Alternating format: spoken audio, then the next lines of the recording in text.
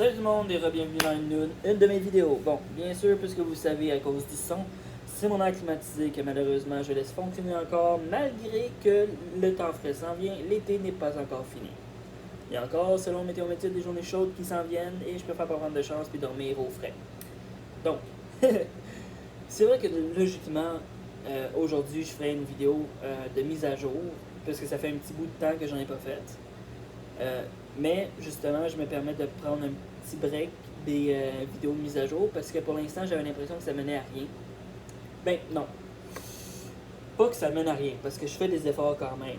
Mais que dans le fond, de juste faire des vidéos à tous les jours juste pour parler que de ça, me semble que c'est pas vraiment ce que je devrais faire ou ce qui devrait m'occuper à 100%. Mais bon. Si vous aimez avoir des mises à jour, dites-moi-les. Je vais vous en mettre des mises à jour, moi ça me dérange pas. Mais en tout cas, pour l'instant, je vais vous parler d'un article que je me suis acheté aujourd'hui, que je suis fier de mettre dans ma collection.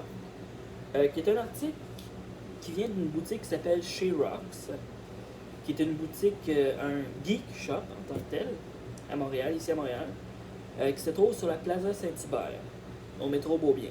C'est une des façons les plus simples de s'y rendre. À cause des constructions, c'est la façon la plus simple de s'y rendre malgré la COVID-19.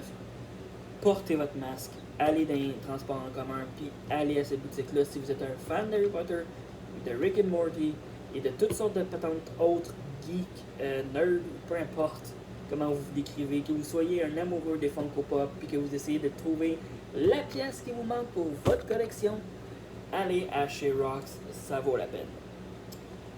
Moi, aujourd'hui, j'y étais pour me procurer un article que je visualisais depuis un esprit de long bout. Puis que justement, j'ai réussi à avoir à pas si cher que ça, qui est quand même pas si pire. Je l'ai eu quand même à un assez bon prix. Je vous dirai pas le prix, pour me garder certains secrets. Merci. Mais bon, en tout cas, je l'ai eu à un bon prix, puis sérieusement, ça vaut la peine.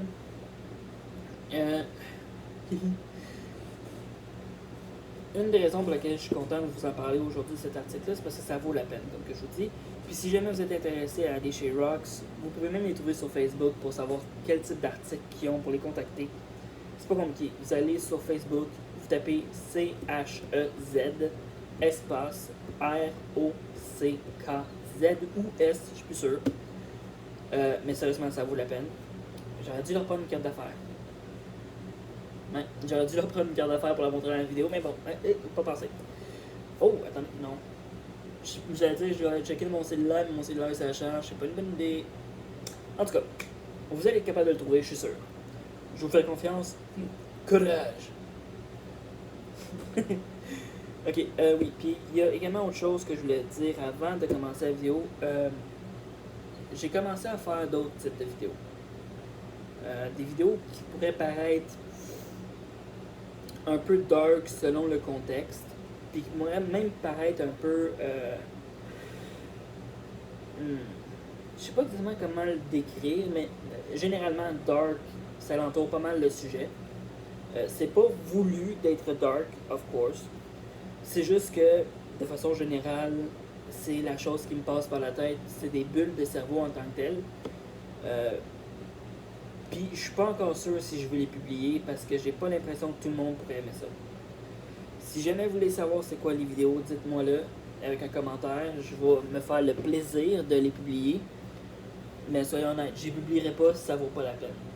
Okay? Si j'ai pas du monde qui me dise qu'ils veulent les voir, je les publierai pas. Ils vont rester dans ma librairie de photos et d'images, puis ils bougeront pas de là tant que que j'aurais pas décidé moi-même de prendre mon courage à deux-mêmes puis de les poster. Ok, donc, retour au sujet principal de la vidéo, l'article que je me suis procuré aujourd'hui. Donc, c'est un article qui vient d'une émission animation japonaise qui a été introduit au Canada via Télétoon et peut-être par d'autres chaînes, mais que je n'étais pas au courant à ce moment-là puisque je l'écoutais en français. Il s'agit du livre qui vient de la série, attention, pas Death Note parce que ça n'a jamais paru en français, ben en tout cas la dernière nouvelle. Non, je parle de Sakura, chasseuse de cartes. Eh oui! Alors ça c'est la version deluxe du livre de Chloride. Donc justement vous pouvez voir sur le spine c'est écrit The Claw avec les deux petites étoiles rouges, qui est quand même assez bien. Sérieusement la boîte elle vaut la peine. Ça c'est juste la boîte des cartes là, c'est pas des cartes. Là. Ça c'est juste la boîte des cartes. Ne vous inquiétez pas, quand vous achetez l'article, les cartes viennent à l'intérieur, il n'y en a pas de problème. Donc, ouais, ça c'est la boîte qui transporte les cartes. Bon, c'est vrai que personnellement, je préférais avoir une boîte un peu plus petite pour transporter les cartes de tarot, pour les avoir avec moi quasiment tout le temps parce que je suis un grand bébé de même. Mais pour l'instant, c'est le même que je transporte, puis ça va pas mal de même qui vont rester chez nous d'ailleurs, parce que de les transporter partout juste avec ça, ça risque d'être off. Si jamais par exemple vous connaissez une place où que je pourrais me procurer une boîte de tarot qui peut contenir les cartes de clos, ça va me faire un plaisir d'aller les voir puis peut-être dépenser de l'argent pour m'en acheter une boîte. Mais en tout cas, pour l'instant, on va continuer avec l'explication. Donc déjà, comme vous pouvez voir sur la couverture principale, Kerobero, qui était justement le petit animal familier en tant que tel de Sakura, qui la suivait partout, qui était la petite peluche avec la grosse tête, le petit corps et les petites ailes, qui était super cute. Oui, donc Kerobero, qui est le gardien des cartes de clos, est également représenté par le soleil. Et justement, comme vous pouvez voir juste ici, avec justement The Claw, on a également la lune, qui était le second gardien du livre de Claw, qui avait possédé un des compagnons de classe du frère de Sakura, Mathieu.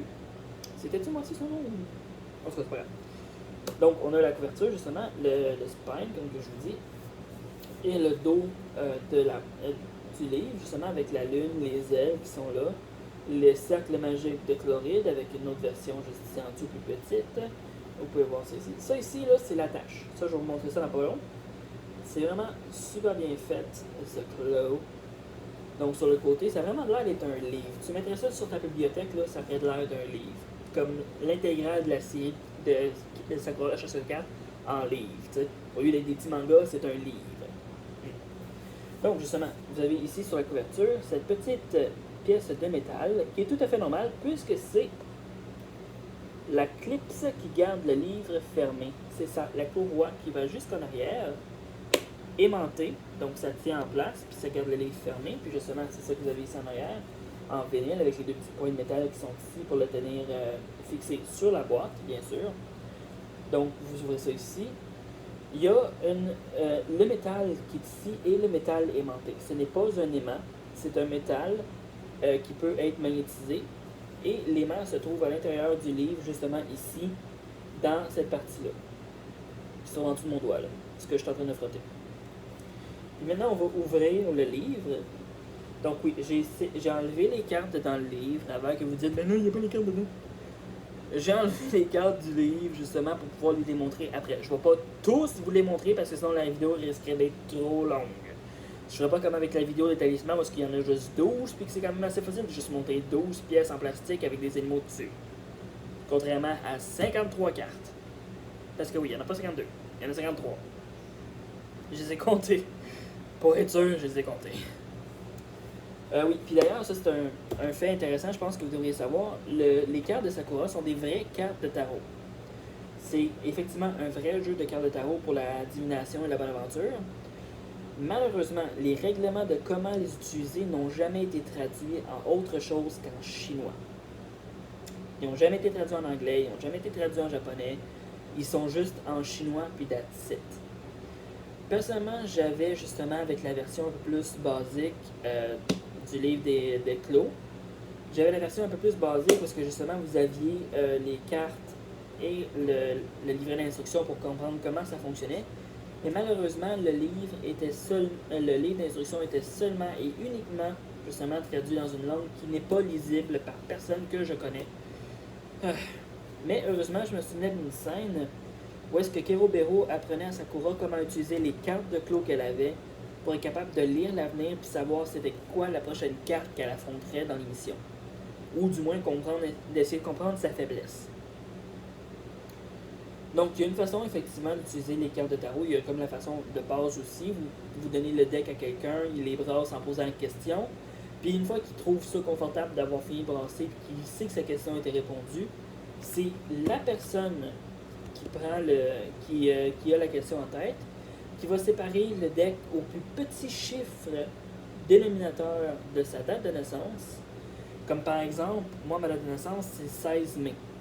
Il ne faut pas non plus descendre trop bas. Donc, si je veux aller au chiffre dénominateur le plus petit de ma date de naissance, de mon jour de naissance, sans descendre trop bas, j'irai juste avec 6. Donc, je séparais le deck 6 fois pour avoir sur le dessus 6 cartes qui représenteraient la réponse à ma question, etc. Mais ça, c'est. Donc, justement, on va retourner à l'intérieur du livre. Donc, on ouvre le livre. Puis, justement, vous avez l'espace pour les cartes qui est ici, qui est entouré d'une espèce de foam. Je ne sais pas vraiment comment le décrire, mais c'est un foam quand même assez protecteur, puisque ça protège justement les cartes. Comment je pourrais dire ça? Ça absorbe les chocs que les cartes peuvent donner dessus, fait que ça ne magane pas les cartes, ça ne magane pas le foam non plus. C'est quand même assez pratique. Puis vous avez justement sur l'intérieur ici, avec le symbole de la lune, le symbole du soleil, la déclinaison de la lune au complet, dans un langage que personne ne peut comprendre et que personne ne peut lire. Créez-moi, je vais essayer de checker. Justement, une espèce de petit texte qui est quasiment un texte semi-magique de Chloride qu'il aurait laissé derrière lui, qui est une sorte d'énigme aussi, peut-être, je sais pas. Ouais, donc c'est ça. Donc ça, c'est pour la boîte. Pour les cartes maintenant. Bon, je vais vous montrer l'arrière d'une des cartes. Parce que moi, voyez-vous, je les ai séparées en ordre. Ben, pas en ordre, mais en catégorie en tant que telle. Il y a la catégorie, puis là, je vais le dire en anglais. Excusez-moi le français. Il y a la catégorie Goddess, la catégorie Beast, la catégorie Symbol, la catégorie Humanoid et la catégorie Pixie/Fairy. Je sais que logiquement, on dit que les Pixies et les Fairies, c'est la même chose, mais je me comprends, c'est parce que ça vaut la peine. Donc, justement, je vais vous montrer l'arrière d'une des cartes, comme voici. C'est très bien fait, sérieusement. Je dirais pas que c'est vraiment uncanny à ce que c'était dans le show, mais côté image, contrairement à celles qui sont un peu plus basiques, qui viennent dans des paquets moins chers que celui-ci, généralement, ça vaut vraiment plus la peine. C'est vraiment rouge, il y a vraiment l'espèce de jaune-orange doré sur le contour, les 4 petites étoiles dorées, justement. Le symbole de Chloride qui est correctement mis au milieu de la carte et pas vers le bas ou vers le haut avec un misprint qui aurait été fait par la machine qui les a créés. Puis là, je vais tourner la carte de bord et vous allez voir justement la 53e carte de Sakura, la 53e carte de Chloride, qui est la carte du néant. Donc justement, selon le show de Sakura, chasseuse de cartes, Chloride, le sorcier, était un sorcier anglais et chinois. Autrement dit, il avait utilisé la magie des deux différents continents pour être capable de créer son propre style de magie qui était les cartes de Clos. Donc vous avez ici dans le soleil justement le nom de la carte qui est la néant, mais écrit en chinois. Et ici vous avez en anglais The Nothing, avec la petite lune qui est juste ici, les 2 petites étoiles. Puis justement, la carte c'est vraiment très bien faite. Sérieusement, j'approuve à 100%. D'ailleurs, cette carte-là fait partie de la section Goddess. La raison pour laquelle je dis que ça fait partie de la section Goddess, c'est parce que de façon générale, le néant est un dieu. On ne peut pas se mentir là-dessus, c'est un fait. Donc, bien sûr, dans la section Goddess, il y a en tant que tel 6 cartes, 7 si vous comptez la carte du néant. Les 6 cartes sont celles des ténèbres, de la lumière et les 4 déesses des éléments. La terre, le feu, l'eau et l'air. Qui était justement la première carte que Sakura avait en sa possession, Windy. Donc justement, on a les 2 sœurs jumelles qui sont ici. Là, je vais vous les montrer parce que justement, je me dis que ça vaut la peine. Il y en a juste 6. 7 si vous comprenez la néant. Donc justement, on a lumière et ténèbres qui sont effectivement terre et Abel. Puis je dois admettre que la façon dont ils ont introduit dans le show, par exemple, de Cardcaptor Sakura, ça valait vraiment la peine. La carte des ténèbres envahissait son école pour essayer de trouver sa moitié, alors que la carte de lumière se trouvait en Sakura depuis le début du show. C'est quand même pas pire. Ensuite de ça, on a justement les déesses des éléments de base, qui ne sont pas des modifications, mais des éléments bruts. Donc je vous en montre 2 à la fois. On a ici Windy et Earthy, gardienne de la terre, gardienne du vent. Et nous avons bien sûr également Watery et Fairy.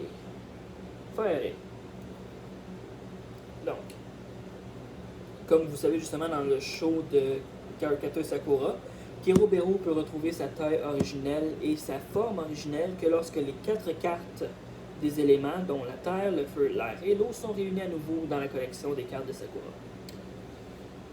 Pour une raison assez particulière, pour une raison assez simple, le Kerobero qui représente le soleil sans la carte du feu ne peut pas dire grand chose. D'ailleurs, pour ceux qui étaient des fans de la série, si vous vous souvenez, une fois que Sakura a capturé la carte du feu et qui a écrit son nom dessus, justement, Kerobero avait retrouvé son pouvoir de feu et était capable de faire des étincelles et des petites flammes justement pour allumer des bougies ou quoi que ce soit de genre. Donc, dans la section, comme que je dis, qui est la section Beast, je fais en sorte que j'ai pas pris une carte. Ok. Donc, dans la section Beast, on a les cartes qui sont pas de forme humaine, qui sont pas un objet en tant que tel, fait qu'ils ont donné une forme animalière, si on pourrait dire. Surtout pour certaines d'entre elles, c'est plus des mutations d'animaux qu'autre chose. Comme par exemple justement la carte du saut, qui ressemble à une espèce de Mew sur les stéroïdes avec des ailes et des longues oreilles. La carte de la foudre, qui ressemble à une espèce de tigre/loup, qui est quand même assez belle d'ailleurs. C'était une de mes préférées quand Lionel l'a capturé, avec la de Sakura, bien sûr. La carte de la vitesse, attendez un petit peu si je suis capable de pas de la sortir, mais de la séparer des autres quand même. Tabarnouche. Ok. La carte de la vitesse, qui ressemble un peu à une espèce de petit renard extrêmement rapide. Puis qui est un peu aussi un mélange avec Mew, on dirait, ou un autre type de Pokémon, peut-être bien une Evolution Espion, on dirait quand même. Hein? En tout cas, c'est mon avis à moi. La carte du changement, qui ressemble un peu à une espèce de lézard, personnellement que je trouve quand même assez belle, comme animal. La carte de la glace, de Freeze, que si vous vous souvenez justement, c'était grâce à elle que Sakura avait capturé la carte de l'eau en la gelant dans un congélateur, qui est quand même assez une bonne idée. Et bien sûr, la carte du vol, le grand oiseau majestueux, que Sakura avait capturé justement avec une des déesses des éléments, Windy. Parce que sans vent, un oiseau ne peut pas voler et c'est un fait. Donc ouais, c'est ça, c'est les cartes de Clos. Bien sûr, là, puisque je les ai séparés dans différentes catégories, ils sont pas super faciles à brasser parce que ça reste quand même que c'est des grosses cartes. Mais reste quand même que peut-être bien qu'à un moment donné, je vais réussir à les brasser suffisamment bien pour faire en sorte de les séparer ou même encore de juste les chauffer pour le fun de la patente. Je ne suis pas sûr encore. Donc, comme que je disais, ceci sont les cartes de Clos dans un très bel emballage d'ailleurs. Et comme je vous dis, si jamais vous connaissez une compagnie ou alors une personne qui fait du travail custom pour justement des deck box ou n'importe quoi, envoyez-moi des informations par les commentaires ou par message privé via Facebook pour, dans le fond, me donner plus d'informations sur qui le ferait et à combien il le ferait, parce qu'il faut quand même pas non plus que je voudrais pas me ruiner forcément avec ça. Je me ruine déjà la santé à half an du temps quand je fais pas mes exercices, fait que bon. En tout cas, sur ce, si jamais vous connaissez quelqu'un, juste envoyez-moi les coordonnées via commentaire ou via message privé via Facebook. C'est comme vous le sentez, je vous force à rien. Sur ce, c'était justement la démonstration des cartes de Clos de Sakura, chasseuse de cartes. Il est vrai qu'ils ont fait une nouvelle série qui s'appelle Sakura, chasseuse de cartes Clear Cards.